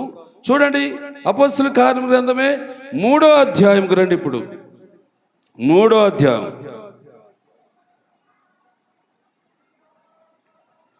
జాగ్రత్తగా వినండి. ఇది కార్యం ఎలా జరుగుతుంది చూడండి. ఇప్పుడు 3వ అధ్యాయము 7వ వచనం చదవండి ఒకసారి. 7వ అధ్యాయం. వాడి కుడి చెయ్య పట్టుకొని లేవనెత్తెను, వెంటనే వాడి పాదములు శీలమండలములు బలము పొంది వాడు దిగ్గున లేచి నిలిచి నడుచుచు గంతులు వేస్తూ దేవునికి స్తోత్రం. ఏమండి, ఇది ఎవరి వల్ల జరిగింది? పేతురు గారును యోహాను గారును. వీళ్ళిద్దరూ చేపలు పట్టుకునేవాళ్ళు. చేపలు పెట్టడం మానేశారు, ఏటకెళ్ళడం మానేశారు, బోట్ల వల్ల దరుగులాగా వదిలేశారు. ఇంకా యేసు ప్రభువు వారు చెప్పిన 2 మాటలు పట్టుకున్నారు. 2 మాటలు ఏం మాటలు అయ్యి? దేవుని రాజ్యం ఒకటి ఉందా బాయ్? ఆ రాజ్యంలోకి వెళ్ళటానికి ముందు మీరు ఏం పొందాలా? పరిశుద్ధాత్మ పొందాలని చెప్పేసి పోయాడు కదా ఆయన.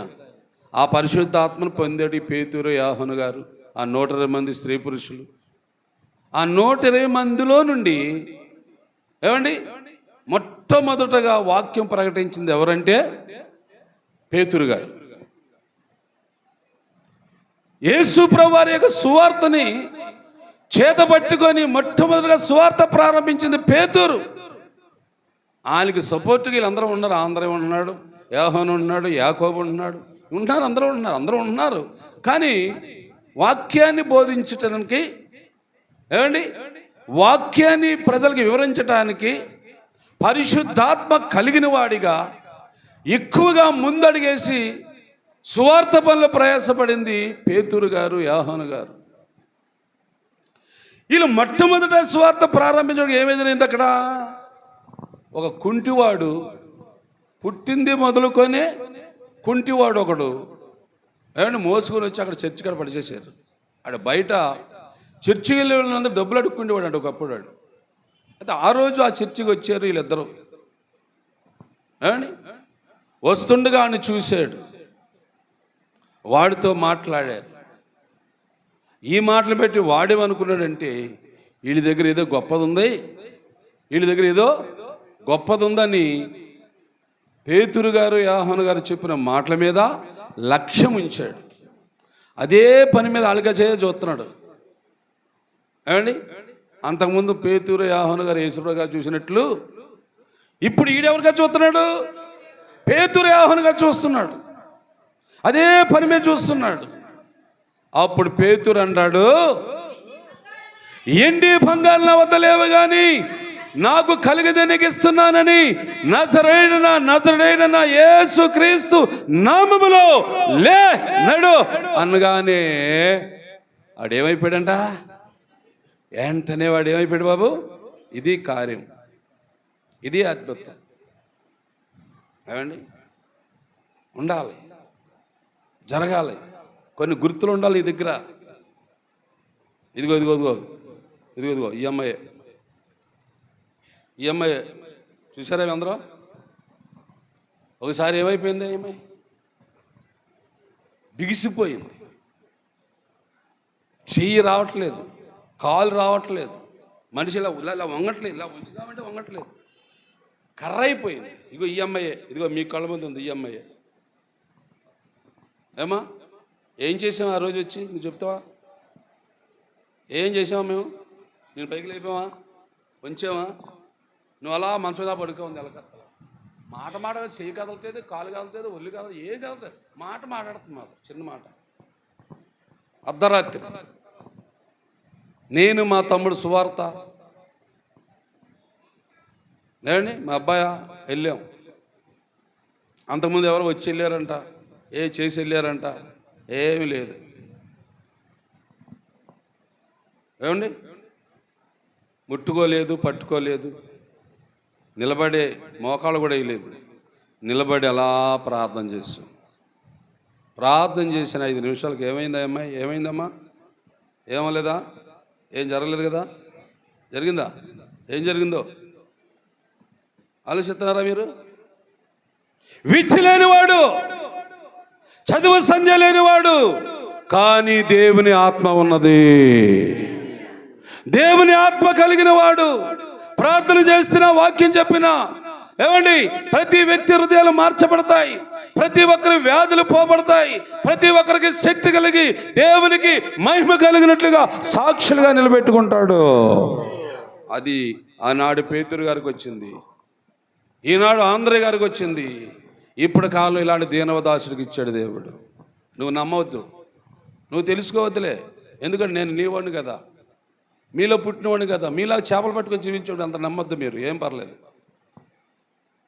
ఏమండి కానీ ఆయన మాత్రం మహిమపరచండి, దేవుని మాత్రము మహిమపరచండి. మొన్నకు మళ్ళీ ఆ అమ్మాయికి మన సాక్షిపడి చెప్పింది కదా పోయిన ఆదివారం. ఏమండి కాళ్ళు చేతులు పీకెత్తనాయంట. ఇదేదో చేత జబ్బు అనుకొని చీరాల డాక్టర్ దగ్గరికి వెళ్ళి చలాలను పెట్టించుకొని నీళ్ళు వేయించుకొని ఏం కాలేదు. చీరాలు వెళ్ళి వస్తా ప్రార్థన చేయించుకుందాం. అలాగే 2-3 పిల్లలు వచ్చారు. ఏ కాలేపు ఉన్నావా ఇక్కడ? చూసావా నువ్వు అయ్యాలా? చెప్పవు ఎవరికి నువ్వు ఆ మాట? ఎవరికి చెప్పట్లేదు. వీళ్ళు వెళ్ళి ఇదే వచ్చింది మన కర్మ. అనేక సంఘాల్లో అయితే ఏం చెప్తారు, పాస్టర్ కంటే ముందు వీళ్ళే ఎక్కువ ప్రసాదం చేస్తారు ఊరంటే వెళ్ళి జనాలకి. నాకు ఇది చేసాడు పాస్టర్ గారు పలానా ఇలా జరిగిందని వాళ్ళే చెప్తూ ఉంటారు వెళ్ళి. వీళ్ళు మాత్రం ఎవరు చెప్పరు మన సంఘంలో. చెప్పొద్దులేండి, మారిపోతారు ఊరంతా. అవునా? చెప్పొద్దులేండి, మీరు ఎవరికో చెప్పొద్దు. నేనే చెప్పుకుంటాను, నానే సాటుకుంటాను, నా గొప్ప నేనే చెప్పను, నాకేం పని. ఎవరికో బాగుంటే వచ్చే ప్రాణం చేస్తాను, బాగుపడిపోతాడు అని పెట్టాడు. నాకు కాదు గొప్ప రావాల్సింది, నాకు కాదు గొప్ప రావాల్సింది, పరలోకంలో దేవునికి రావాలి మహిమ. ఆ రోజు వచ్చింది అలా కుర్చీలో కూర్చొని నేనే అలే మాట్లాడుకుంటున్నారు 2-3 పిల్లలు. మౌనంగా ఉన్నాను. అయిపోయిందా? అయిపోయింది. ఆ మట్టికి ఆమె మోకాళ్ళు వేసింది. ఆ పక్కన ఆయన కూడా మోకాళ్ళు వేసాడు. అదిగో ఆయన కాలేము. అదిగోండి ఆ అబ్బాయి మీ పక్కన్నాడా? ఆయనే. ఇద్దరు మోకాళ్ళు వేసారు, కళ్ళు మూసుకున్నారు. నేను కుర్చీలోనే కూర్చున్నాను. కూర్చొనిలా చెయ్యి పెట్టాను అంతే. 2 మాటలు అలా మాట్లాడుతూ ఉంటే అలా పడిపోయింది. అలా ఆయన మీద అలా పడిపోయింది. నేనే కసిరానమ్మయ్యా? నేను పెద్ద కేకలేసానా? లేదే. కుర్చీలో కూర్చున్నాను, 2 మాటలు అలా పలికాను, ప్రార్థన అలా పడిపోయింది. ఆమె చెప్పాను. తర్వాత అలా ఆయన ఏమన్నావు కాలేవు? ఏమన్నా? నచ్చివా అంటున్నావా? నచ్చివా పేరే? నచ్చివా అన్నాడు. నచ్చింది కదా ఆమె పేరు దోరక. నచ్చివా అంటున్నాడు. నచ్చివా లేచింది. లేచావా? లేచి ఏం చేసావా? ఇంటికి వెళ్ళిపోయావా లేదా? ఆ రోజున బాగున్నావా మళ్ళా బలహీనమైందా? దేవునికి స్తోత్రం. ఇది ఎవరి వల్ల జరుగుతుంది కార్యము? పరిశుద్ధాత్మ శక్తి. మనలో ఏముందండి? మనం ఏపాటోళ్ళు, నేను ఏపాటోళ్ళు, మీకు తెలుసు కదా. ఆలోచించుకోండి. ఇలాంటి కార్యాలు ఎన్నో ఉన్నాయి. మన ఇటీవల అన్యులు పాకల్లోని ఈ మోకాలు చెప్ప పక్కపోయింది. వెళ్ళాడు అక్కడికి, ఐకానో బైకానో ఎక్కడికో, ఇంత పొడుగు కొట్టుకొట్టి చూచాడు. కాలు పొడుగు కొట్టుకొట్టేసాడు ఆడు. ఇక కదలా లేదు, మేదా లేదు, నెల కాదు, 2 నెలలు కాదు, 3 నెలల మంచంలో ఉండాలన్నాడంట. అన్యులు వాళ్ళు ఎప్పుడు నేను వాళ్ళకి వెళ్ళలేదు లేదండి. ఆ రోజు మన సహోదరి కాశీలమ్మ అక్కడ ఉంది పాకల్లో.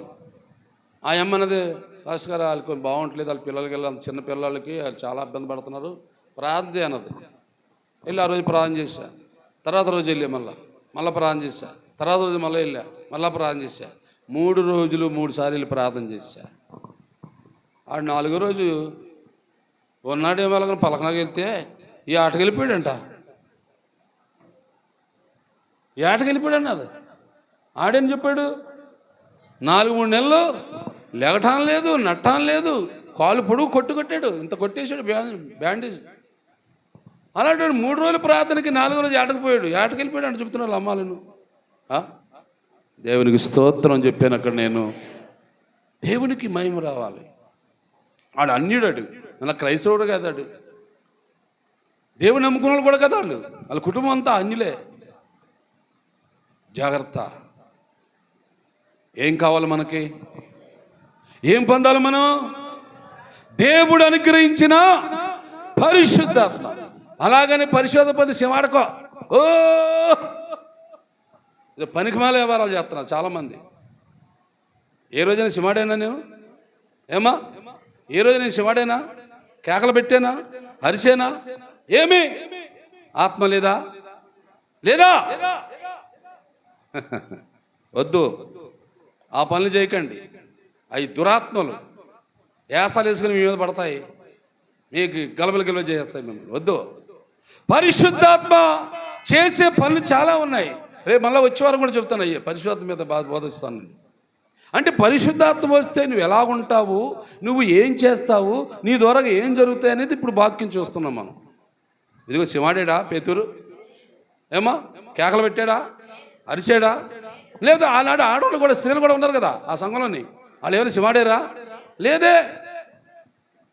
దేవుని ఆత్మ కలిగిన సంఘం అంతా ఆ రోజు ప్రతి ఒక్కరి మీద పరిశుద్ధం కుమరించబడింది. ఎవరు కూడా కేకలు పెట్టలేదు, ఎవరు కూడా అరలేదో, ఎవరు కూడా గోల చేయలేదో.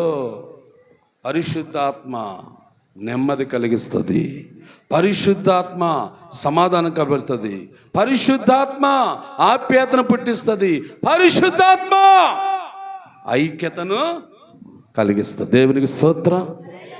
పరిశుద్ధాత్మ దేవుడు చేసే పనులు చాలా గొప్పగా. ఇదిగో పేతురు గారు పరిశుద్ధాత్మ గలవాడై ఏమండి ఎవరిని బాగు చేశాడు? అక్కడ పుట్టి కుంటివాడిని వాడు చెయ్యి పట్టుకొని లేవనెత్తగానే అందరూ ఏమయ్యారంట? ఏమండి ఇప్పుడు 26 వచనం కూడా చదువుతాం. 26 వచనం కూడా 3వ అధ్యాయం 26 వచనం. దేవుడు తన సేవకుని పుట్టించి మీలో ప్రతి వానిని వారి దుష్టత్వము నుండి దేవునికి స్తోత్రం చెప్ప. దేవుడు ఏం చేశాడంట? మరొక వాక్యంలో చూసాం మనం, తన సేవకుని పుట్టించాడంట. ఎక్కడ పుట్టాడు ఈ సేవకుడు? ఏమండి ఉదాహరణకి ఆ రోజుల్లో ఏమండి ఆ కాలంలో ఏమండి ఎక్కడ పుట్టాడంటే గలిలయ సముద్ర తీరమున పుట్టాడు పేతురు. ఎక్కడ పుట్టాడా? ఆ రోజుల్లో సంగతి గలిలయ సముద్ర తీరమున పుట్టాడు.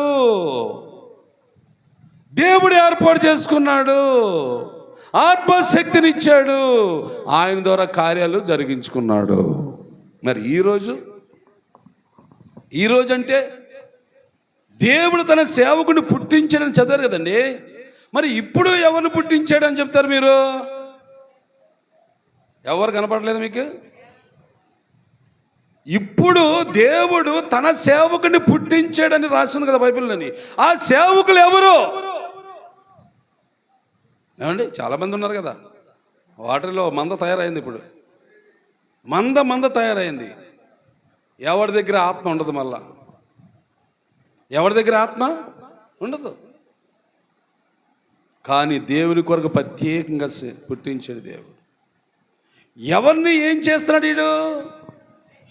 ఏమండి ప్రతి మనిషిని అనగా ప్రతి కుటుంబాన్ని దర్శించి ఆ దుష్టత్వంలో ఉన్న కుటుంబాన్ని, ఆ విగ్రహారాధనలో ఉన్న కుటుంబాన్ని, ఆ పాపంలో ఉన్న కుటుంబాన్ని ప్రభుత్వం తిప్పాలని ప్రయత్నం చేస్తూ ఉన్న సేవకుడు, ఆ సేవకుని దేవుడు పుట్టించాడు.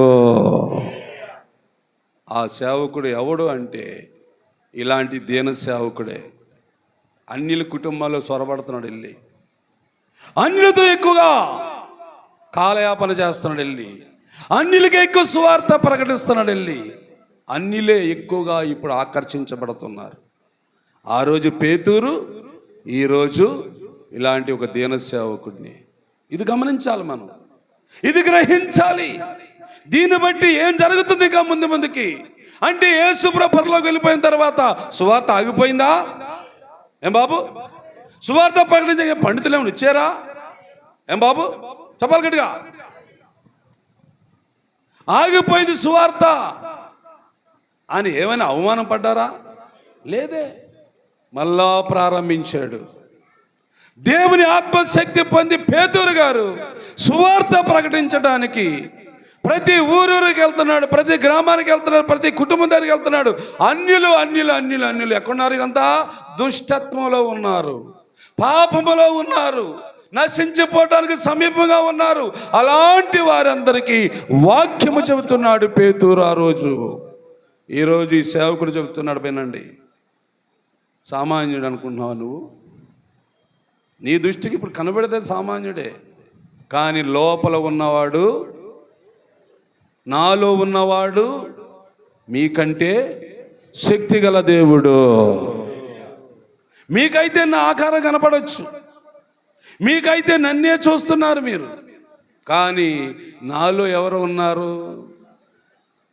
అందుకే నాకు ఎవరితో పని ఎక్కువ ఉందంటాను, ఎక్కువ నశించిపోతున్న అన్ని జనులతో పని ఉంది నాకు.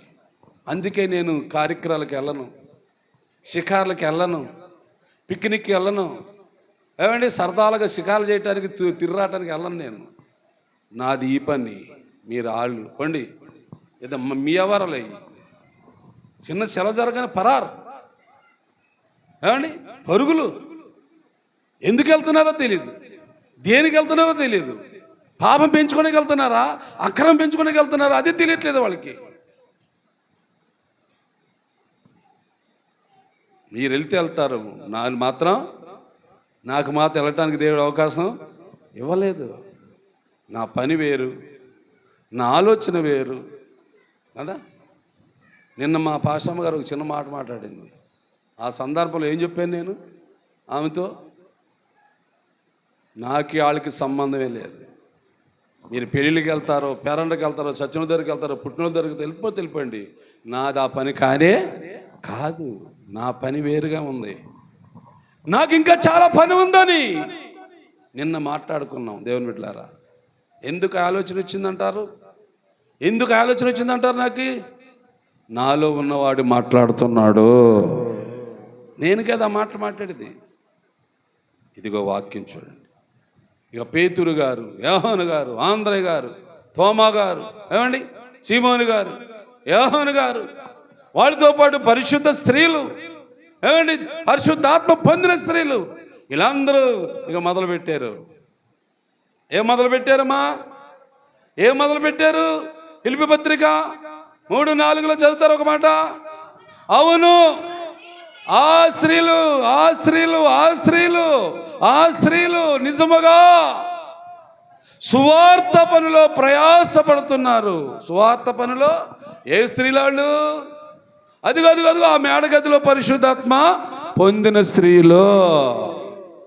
ఆ మేడగదిలో పరిశుద్ధాత్మ పొందిన ఆ స్త్రీలు ఆ దీన సేవకుడికి సహకరిస్తున్నారు, ఆ పేతురు గారికి సహకరిస్తున్నారు. వీరందరూ కలిసి దేవుని సువార్త ప్రకటిస్తున్నారు. ఎందుకంత ప్రయాసపడ్డారు వాళ్ళు? ఎందుకని వాళ్ళు సహకరించారు ఆ రోజు? ఏమండి, ఎందుకు సహకరించారు చెప్తారమ్మా? ఏం చెప్పరా? వద్దులేండి, ముత్యాలు రాలిపోతాయి, నోరు లిప్పొద్దు, మాట్లాడొద్దులేండి.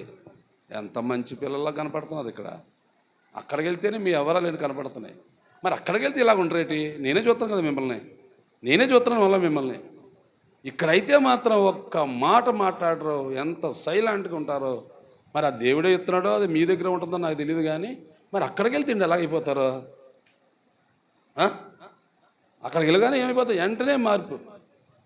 ఆ పాస్ గారు వస్తున్నాడనే లేదు, పాస్ గారు చూస్తున్నాడనే లేదు, గలగల ఆ మైకైనా అంటే కొంచెం సౌండ్ తగ్గితే ఆగుతుందేమో, కానీ మీ నోర్లు మాత్రం ఆగవు.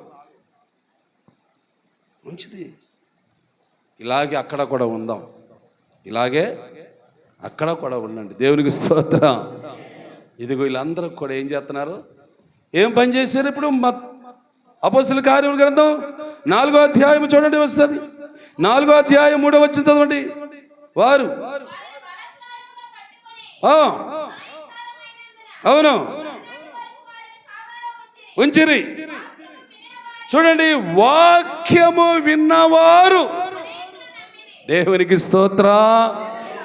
వాక్యం ప్రకటిస్తామంటే కొంతమంది ఉన్నారు మళ్ళీ మూర్ఖులు. అప్పుడు వాక్యం చెప్పేవాడిని చెరసాలు వేయటం, జైల్లో పెట్టడం, కొరలతో కొట్టడం ఎందో అప్పుడు కూడా ఉంది, ఇప్పుడు కూడా ఉంది. కాకపోతే వాక్యం వినేవారు కదా ప్రజలు, మీలాగా వాక్యం చెబుతూ ఉంటే ఆలకించడం కదండి. ఇదిగో ఈ ఆలకించిన వారిలో ఒక గొప్ప ఆలోచన వచ్చేసింది. ఏమొచ్చేసింది?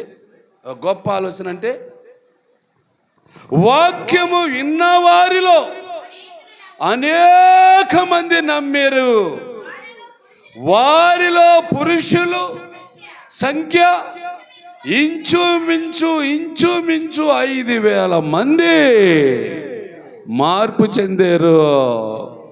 అప్పుడు ఒకవేళ సేవకుడికి ఆ ఊరి వాళ్ళు సంఖ్యలు వేశారనుకోండి, ఆ ఊరి వారు శాసాలు వేశారనుకోండి, ఈ 5,000 మంది వెళ్తే ఏమంటారు వాళ్ళు? అమ్మ బాబోయ్, ఇంతమంది మారిపోయారంటరా. ఏమండి, అయితే ఆ సేవకుడు మేము బంధించలేము, ఇంకా సేవకుడి శరసల్లో మేము ఏమండి వేయలేం అని పేతురు గారి విషయంలో, యోహాను గారి విషయంలో ఊరు జనం అంతా కూడా భయపడ్డారు. ఏమండి, భయపడ్డారు. ఏం భయపడ్డారు? వాక్యం చూద్దాం, జాగ్రత్తగా విందాం. మీరు వాక్యం వినాలి. మీరు వాక్యం వింటేనే మనకు బాగా అర్థమవుతుంది. ఏమండి? 4వ అధ్యాయము 8వ వచనం చదవండి. ఇప్పుడు 8వ వచనము. పేతురు పరిశుద్ధాత్మ నిండిన వాడై ఇట్లనెను, ప్రజలారా, అధికారులారా, పెద్దలారా. చూడండి, ఎవరికి?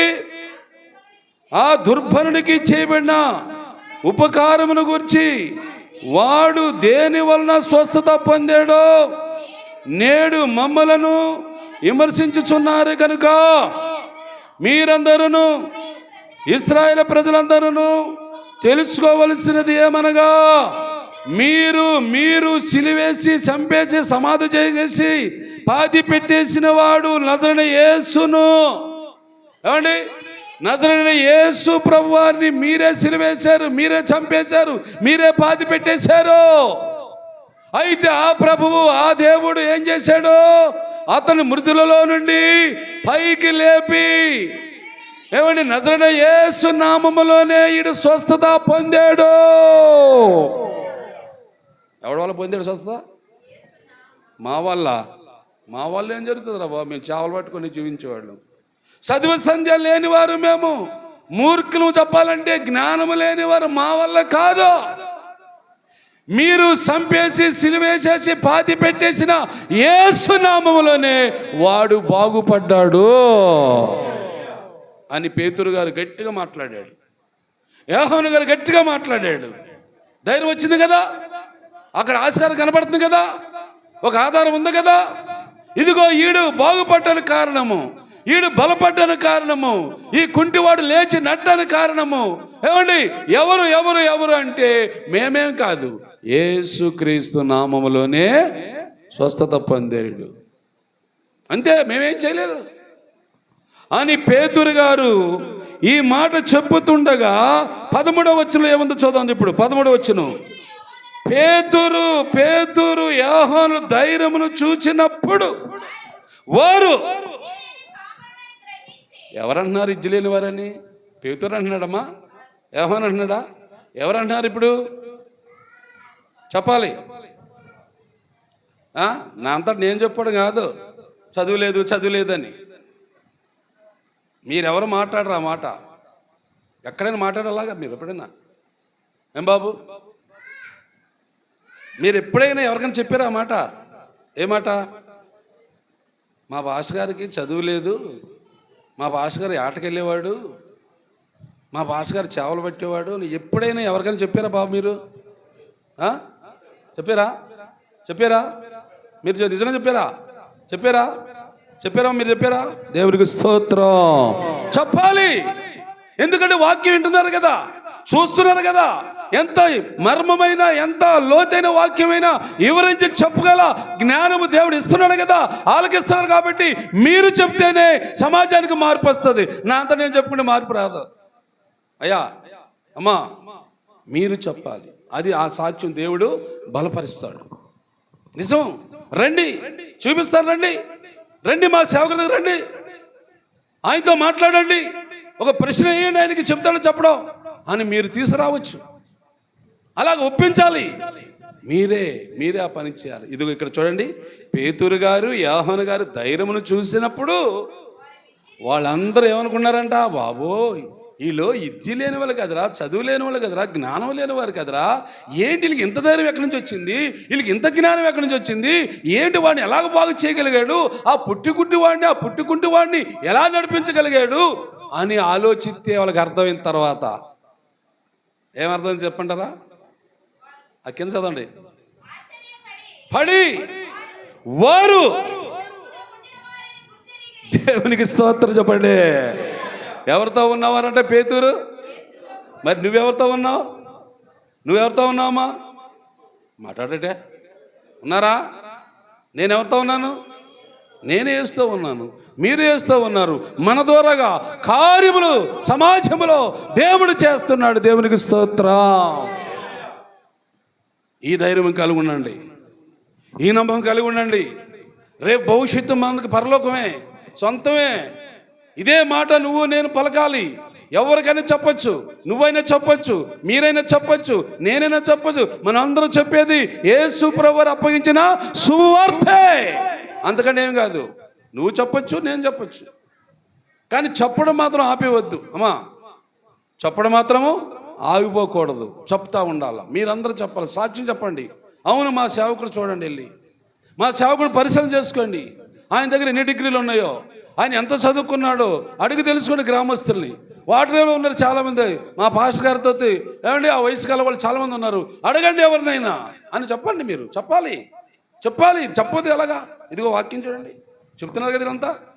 ఇప్పుడు అందరూ ఎవరితో ఉన్నవాళ్ళంట? యేసుతో కూడా ఉన్నవారు. అందుకే ఈ కార్యం చేయగలిగారు, అందుకే అద్భుతం జరిగింది, అందుకే ఇన్ని వేల మంది మారిపోయారు, అందుకే ఇంతమందికి బాప్టిజం ఇవ్వగలిగాడు, అందుకే ఇన్ని కుటుంబాలని దేవుళ్ళు నడిపించగలిగాడు. ఎందుకంటే యేసు ప్రభు ఆయనలో ఉంటున్నాడు, ఆయనలో ఉంటున్నాడు యేసు ప్రభు. దేవుని ఆత్మ కలిగిన వాడు. నీ దృష్టికి నా దృష్టికి మళ్ళా కనబడతాడు, కానీ ఆయన మామూలు మనిషి కాదు అనాలి, గ్రహించాలి. అంతేగాని చిన్నదానికి పెద్దానికి ఊగులాడి వాళ్ళలాగా నువ్వు మాట్లాడకూడదు, వాళ్ళలాగే మనం ఉండకూడదు. మనదంతా ఒక ప్రత్యేకంగా ఉండాలి, ఒక ప్రత్యేకమైన ఆలోచనలు ఉండాలి. ఏమండి, పరిశుద్ధాత్మ లోపల ఉన్నప్పటికి కూడా ఈ మట్టి గట్ట ఉంది కదండి, పైన ఈ మట్టి శరీరం ఉంది కదా, ఈ మట్టి శరీరం గుణం ఏంటి? ఏదో ఒక బలహీనత కానీ చిన్న పనులు చేస్తుందేమో, ఏదైనా ఒక చిన్న పొరపాటు మాటలు మాట్లాడతాం. ఈ మట్టి గట్టని చూడకూడదు, మనం లోపల ఉన్న దేవుని ఆత్మనే చూడాలి. అలా చూసినట్లయితే నువ్వు కూడా దేవుని మహిమను చూడగలుగుతావు.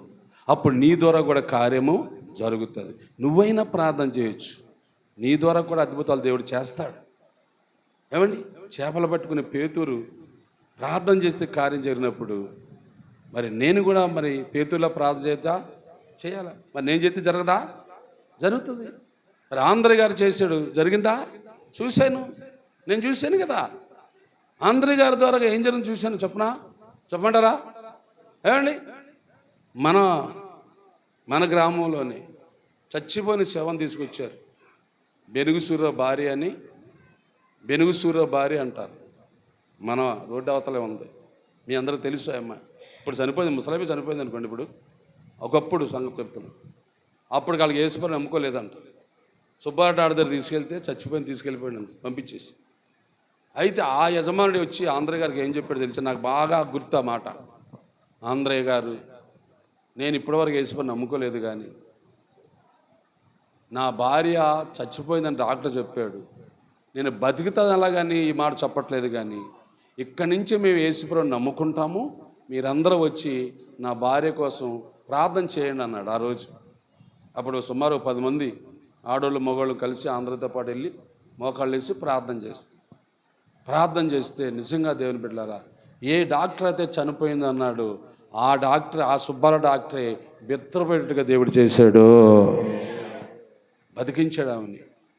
కొన్ని సంవత్సరాలు బ్రతికింది భూమి మీద ఆ బెనుగుసూర భార్య. నేను ఆ కళ్ళారు చూసా. ఇదొకటి. అంతకంటే ముందు మన బరపులో, మన పెద్ద బరపులో మీకు తెలుసు కదా, దుంపల కోదండి అంటారు కదా. దుంపల కోదండి తెలుసా? ఏమో తెలుసా దుంపల కోదండి అంటారు? అడగండి, ఆయన కూడా చెప్తాడు. ఆయన చెప్తాడు మీరు అడిగితే. కానీ మీరు అడుగుతారు అడగరు, కానీ ఆయన కూడా రక్తం కక్కేవాడు. కానీ ప్రాణం అయితే ఉంది, కానీ రక్తం కక్కేవాడు. డబ్బులు లేవు, బియ్యం లేవు, హాస్పిటల్ చూపించుకోలేదు. ఇక మంచాన పడి చచ్చిపోయి అయిపోయేవి కదా. ఆ అమ్మ ఆవిడ ప్రార్థనకు వస్తూ ఉండేది. హాస్పిటల్కి లేవు, మందులు లేవు, బియ్యం లేవు. అప్పుడు కోనాడ్ నోకియా తెలుసా మీ అందరికీ? కోనాడ్ నోకియా ఎంతమంది తెలుసమ్మా? కోనాడ్ నోకియా ఎంతమంది తెలుసు? ఇద్దరికే తెలుసు. కోనాడ్ నోకియా ఉన్నాడుగా, బతికున్నాడుగా. కోనాడ్ నోకియా నేను ఇద్దరము, ఏమ్మా బాగా అర్థం చేసుకోండి, ఇద్దరము కలిసి ఒక గోతం పట్టుకుని ఒక సంచి ఊరంతా తిరిగాం. అప్పుడు కోటా బియ్యం ఇచ్చారు, ఇంటింటికి కాదు.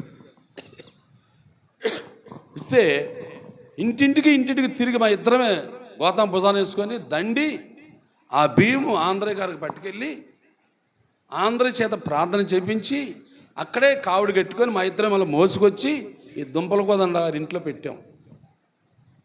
కోటా బియ్యం మళ్ళీ బలమైన బియ్యం కూడా కాదు, మంచి బియ్యం కూడా కాదు.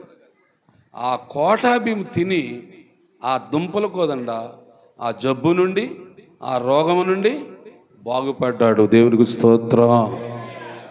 అది ఆంధ్రే గారు సేవకుడు ప్రార్థన వలన అలాంటి కార్యం ఆయనకి జరిగింది. ఆయనకి ఇప్పటికీ మర్చిపోడండి. ఆయన ఇప్పుడు నన్ను ఎప్పుడు పలకరిస్తాడు నన్ను, అది గుర్తుపెట్టుకొని. ఆ రోడ్డు మీద కూర్చో ఉంటాడు ఒక కుర్చీలోని. అంటే ఇలాంటి కార్యాలు ఒకప్పుడు ఎప్పుడో జరిగాయి అని కానీ మనం చెప్పవచ్చు. కానీ ఇప్పుడు కూడా జరుగుతున్నాయా లేదా? జరుగుతున్నాయి. అలాగే నేనేం గొప్పగా చెప్పను, గొప్పగా చెప్పే అలవాటు నాకు లయలేదు. దేవునికి మహిమ చాలు, దేవుని ఘనత కలిగితే చాలు అని ఆలోచన కలిగిన వాడు నేను. అందుకని దేవుని బిడ్డలారా, ఇదిగో ఈ పేతురు గారు, యోహాను గారు, యేసుప్రభువు వారు పరలోకి వెళ్ళిన తర్వాత ఏమంటే వారు చేసిన ప్రార్థనకి పరిశుద్ధాత్మ వచ్చింది. ఆ పరిశుద్ధ శక్తి వలన రోగులు బాగు చేస్తున్నారు. ఆ పరిశుద్ధాత్మ బలం వలన వాక్యం ప్రకటిస్తే అన్ని జనులు మారిపోయారు. అలాగా మారిపోయిన కుటుంబాలు 5,000, 10,000, 20,000, 30,000, 40,000, 50,000. ఇప్పుడు ప్రపంచమంతా అదే సువార్త, అదే సువార్త. నేను చెప్పినా, నువ్వు చెప్పినా, వాళ్ళు చెప్పినా, ఆ పేతురు గారు చెప్పినా సువార్త చెప్తున్నారు. కాబట్టి ఈ సువార్త వల్ల కార్యాలు జరుగుతున్నాయా లేదా చూడండి. ముందు చెప్పేవాళ్ళు చాలామంది ఉన్నారు కానీ జరగట్లేదు. అవి ఏమా చెప్పేవాళ్ళు చాలామంది ఉన్నారు కానీ అద్భుతాలు కార్యాలు జరగట్లేదు. అలాగని నేను తప్పట్లేదు వాళ్ళని, అలాగని వాళ్ళని తప్పులు అని అంటలేదు నేను. కానీ ఏ కారణం చేత కానీ సువార్త ఏమవ్వాలా? ప్రకటించబడాలా, సువార్త చెప్పడాలా. వాళ్ళు మారతారో మారో తర్వాత సంగతి. ముందు సువార్త ఏమవ్వాలా? వెళ్ళాలి, ప్రతి ఇంటికి వెళ్ళాలి, ప్రతి కుటుంబానికి వెళ్ళటం అది దేవుని చిత్తం. ఆ చిత్తాన్ని నువ్వు నెరవేర్చండి, రేపు నీది పరలోకం అవుతుంది. రేపు నువ్వు పరలోకంలో ఇలాగే ఉందాం, ఇక్కడ ఎలాగైతే ఉన్నావు సంఘం అలాగా, అలాగే దేవునితో పాటు సజీవులుగా తరతరాల యుగాలు అక్కడ కూడా నిలిచి ఉండటానికి దేవుడు అవకాశం ఇస్తున్నాడు.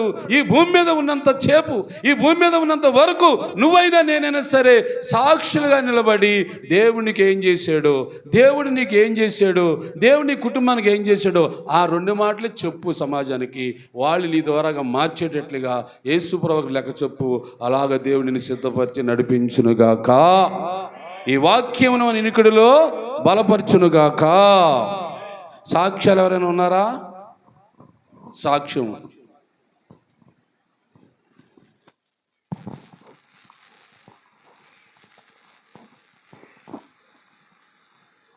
దేవుని నామానికి వందనాలు, అమ్మగారికి అందగారికి వందనాలు, కుడించి సంఘానికల్లా నాకు వందనాలు అని చెప్పి సాక్ష్యం ఏంటంటే, మీరు ఈ సంఘానికి